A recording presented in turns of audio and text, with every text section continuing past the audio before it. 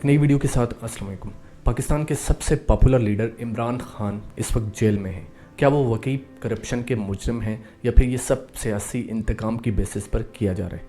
یہ کلیم کیا جاتا ہے کہ ان کی رائٹ آئی دائیں آنکھ 85% تک بلائنڈ ہو چکی ہے اور انہیں اپنی فیملی تک سے ملنے نہیں دیا جاتا۔ اور وہ کون سی باتیں ہیں، کون سے فیکٹس ہیں جو اکثر مین اسٹریم میڈیا میں چھپائے جاتے ہیں؟ آج کی اس ویڈیو میں ہم عمران خان کیس کو 2018 سے لے کر آج کی لیٹسٹ رپورٹس اپڈیٹس کے مطابق اینالائز کرنے جا رہے ہیں، سمجھنے جا رہے ہیں۔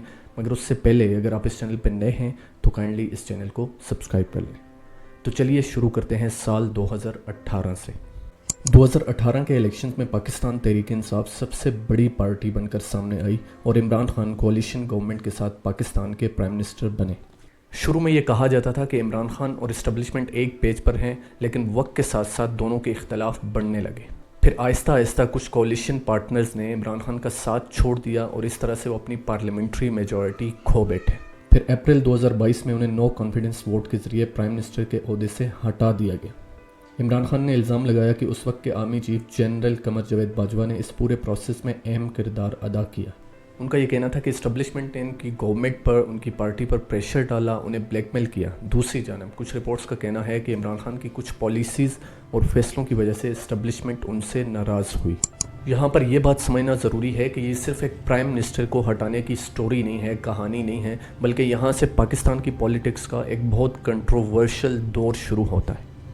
9 مئی 2023 یہ تاریخ پاکستان کی ہسٹری میں ہمیشہ یاد رکھی جائے گی، کیونکہ اس دن عمران خان کو اسلام آباد ہائی کورٹ کے اندر سے نیب نے القادر ٹرسٹ کیس میں گرفتار کیا۔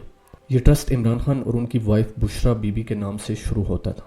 اس گرفتاری کے فوراً بعد پورے پاکستان میں زبردست پروٹیسٹ شروع ہو گئے۔ راولپنڈی میں GHQ کے باہر حملہ ہوا، لاہور میں کورپس کمانڈر کا گھر جلا دیا گیا اور ISI کے آفیسز کو بھی نشانہ بنایا گیا۔ یہاں پر یہ بات سمجھنا ضروری ہے کہ پاکستان کی ہسٹری میں ملٹری سپورٹس پر، ملٹری انسٹالیشنز پر اس طرح کے اٹیکس بہت کم دیکھنے کو ملتے ہیں۔ لیکن صرف ایک ہی دن بعد سپریم کورٹ نے عمران خان کی گرفتاری کو غیر قانونی قرار دیا۔ کورٹ کا کہنا تھا کہ کورٹ کے اندر اس طرح سے رینجرز کو بھیج کر گرفتار کرنا غیر قانونی ہے۔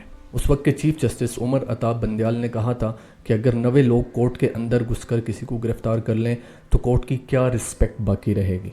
اس فیصلے کے بعد عمران خان کو فوراً ریلیز کر دیا گیا، لیکن یہ صرف ایک چھوٹی سی جیت تھی، کیونکہ اصلی لیگل جنگ یہاں سے شروع ہوئی تھی۔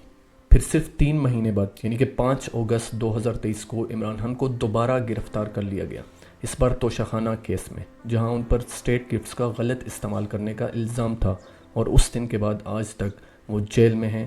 اب یہاں پر ایک اور اہم بات یہ ہے کہ عمران خان پر 1 یا 2 نہیں بلکہ 180 سے زیادہ کیسز فائل کیے گئے۔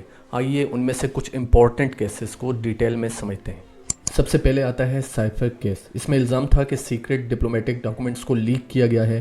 عمران خان کو اس کیس میں 10 سال کی سزا سنائی گئی، لیکن جون 2024 میں یہ سزا ختم کر دی گئی۔ نمبر 2 پہ ہے توشہ خانہ کیس۔ اس میں الزام تھا کہ اسٹیٹ گفٹس کو اصل قیمت سے کم ریٹ پر خریدا گیا اور بیچا گیا ہے۔ اس کیس میں 14 سال کی سزا سنائی گئی، لیکن اپریل 2024 میں اس سزا کو بھی ختم کر دیا گیا۔ نمبر 3 پہ آتا ہے القادر ٹرسٹ کیس۔ یہ سب سے زیادہ کنٹروورشل کیس مانا جاتا ہے۔ الزام یہ ہے کہ UK سے پاکستان بھیجے گئے 190 ملین پاؤنڈز ایک پرائیویٹ سوسائٹی کو فائدہ پہنچانے کے لیے استعمال کیے گئے۔ بدلے میں اس ہاؤسنگ سوسائٹی کو قیمتی زمین دی گئی۔ جنوری 2025 میں اس کیس میں عمران خان کو 14 سال اور بشرا بی بی کو 7 سال کی سزا سنائی گئی۔ پھر آتا ہے توشہ خانہ کیس 2۔ دسمبر 2025 میں الزام لگا کہ سعودی کراؤن پرنس کا دیا ہوا جیولری نیکلس سیٹ قانون کے مطابق جمع نہیں کروایا گیا۔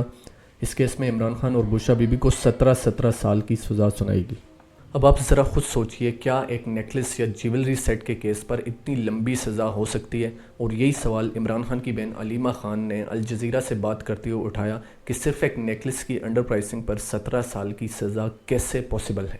لیکن دوسری جانب گورنمنٹ اور پروسیکیوشن کا یہ کہنا ہے کہ یہ بہت مضبوط کیس ہے۔ عمران خان کے پرنسپل سیکرٹری اور ملٹری سیکرٹری نے ایسے ثبوت دیے جو پروسیکیوشن کے کیس کو بہت مضبوط بناتے ہیں۔ اب بات کرتے ہیں اس حصے کی جو سب سے زیادہ کنٹروورشل ہے۔ عمران خان کے لائرز کا کہنا ہے کہ عمران خان کو زیادہ تر وقت آئسولیشن میں رکھا گیا، انہیں ان کی فیملی سے نہیں ملنے دیا گیا۔ دسمبر 2025 میں UN کی اسپیشل رپورٹر آن ٹارچر ایلس جل ایڈورڈز نے پاکستان کی گورنمنٹ سے کہا کہ عمران خان کی جیل کی حالت کو بہتر کیا جائے، اس پر توجہ دی جائے۔ انہوں نے کہا کہ اگر کسی قیدی کو لمبے عرصے تک تنہا رکھا جائے گا تو اس کی صحت پر برا اثر پڑتا ہے۔ لیکن دوسری طرف پاکستان کی گورنمنٹ نے ان تمام الزامات کو مسترد کیا ہے۔ گورنمنٹ کا کہنا ہے کہ عمران خان کو جم اور ایون کے کھانا پکانے کے لیے کک کی سہولت تک دی گئی ہے۔ جنوری 2026 میں پی ٹی آئی آفیشلز نے یہ دعویٰ کیا کہ عمران خان کی رائٹ آنکھ میں ریٹینل وین بلاکیج ہوا ہے اور انہیں ضروری ٹریٹمنٹ نہیں دیا جا رہا۔ فروری 2026 تک ان کے لائرز نے سپریم کورٹ میں کہا کہ ان کی رائٹ آنکھ دائیں آئی 85% تک بلائنڈ ہو چکی ہے۔ رپورٹس میں یہ بھی کہا گیا کہ بشرا بی بی کو آئی سرجری ہوئی ہے، لیکن فیملی اور لیگل ٹیم کو پہلے سے انفارم نہیں کیا گیا۔